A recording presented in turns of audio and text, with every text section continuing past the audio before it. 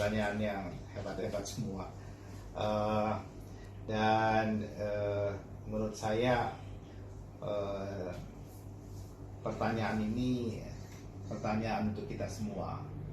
Dan bagaimana tadi kalau saya boleh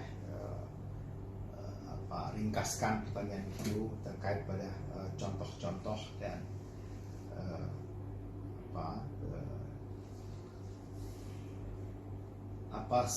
dalam situasi yang seperti ini apakah mungkin gitu. Tapi sebelum menjawab pertanyaan itu saya ingin mengingatkan saja ada ayat yang saya kira sangat populer kita ketahui. Saya coba buka tadi ini surat Ali Imran ayat 110.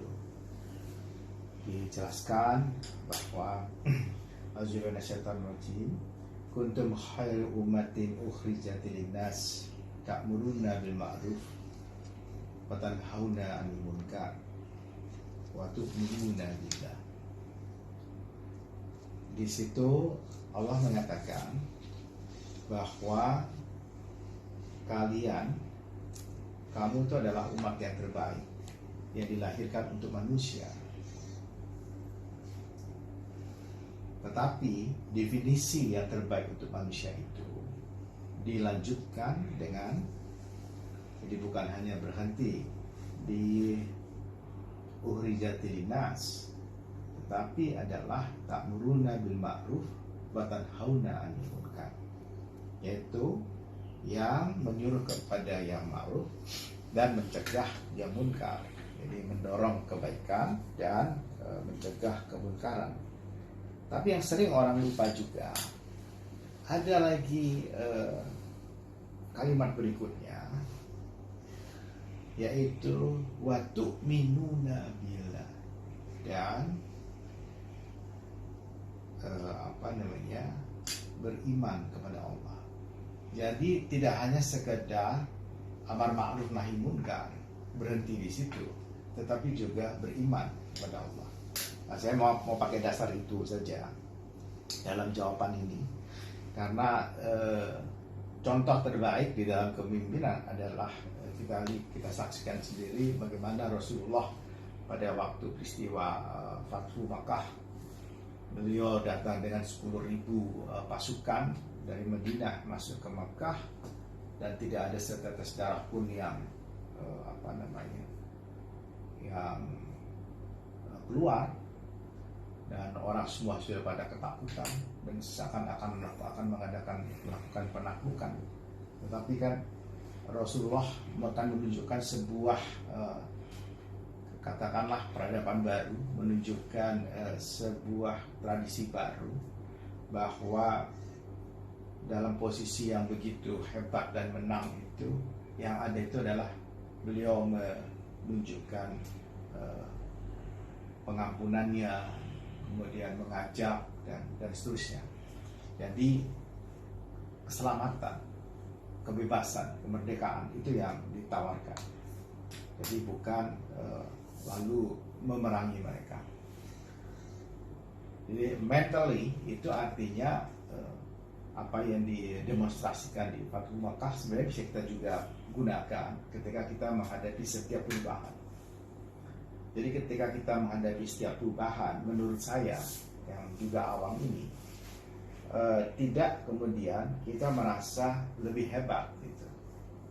Ya, jadi Fathu Makkah itu kan juga menunjukkan Rasulullah sudah dengan punya pasukan yang sebegitu besar, dan beliau bisa menguasai sedemikian rupa, tapi itu tidak dilakukan.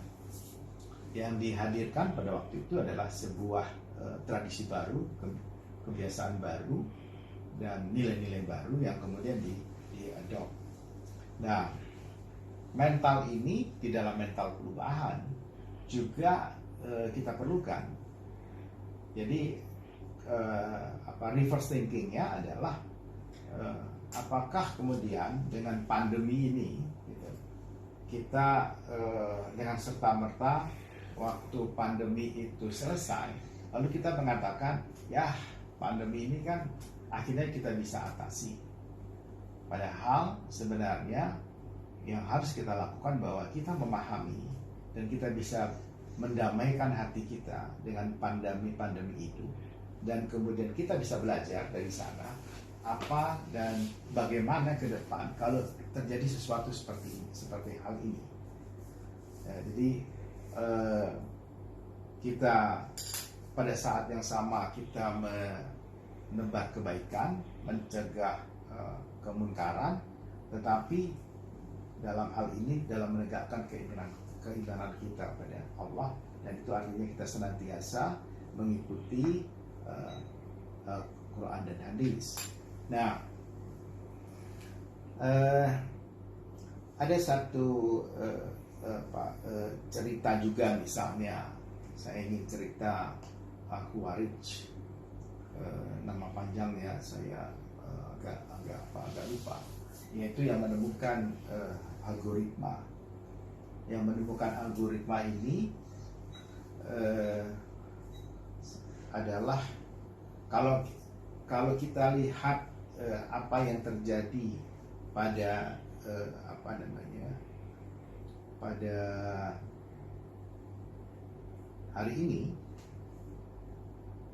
pada hari ini disrupsi teknologi, katakanlah seperti itu, disrupsi teknologi.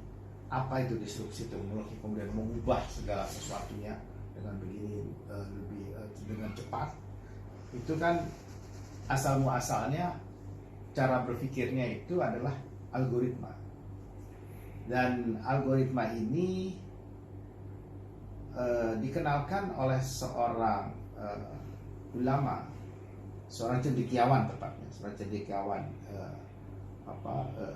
Muslim yang namanya Abu Ja'far Muhammad Ibnu Musa Al-Khawarij.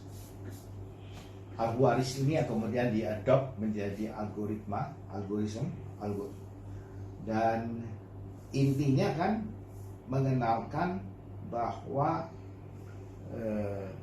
ada tata urut dalam berlogika, dan algoritma yang berkembang sedemikian rupa itu ya menjadi masuk di dalam komputasi. Itu kan dasarnya adalah algoritma, kemudian kepada bahasa coding hari ini misalnya.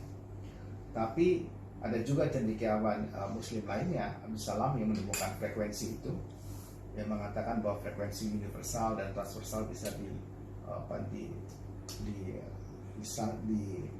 digunakan pada saat yang sama, sehingga kita misalnya hari ini gambar kemudian suara di mana saja kita di muka bumi itu bisa disertakan, jadi tidak terpisah.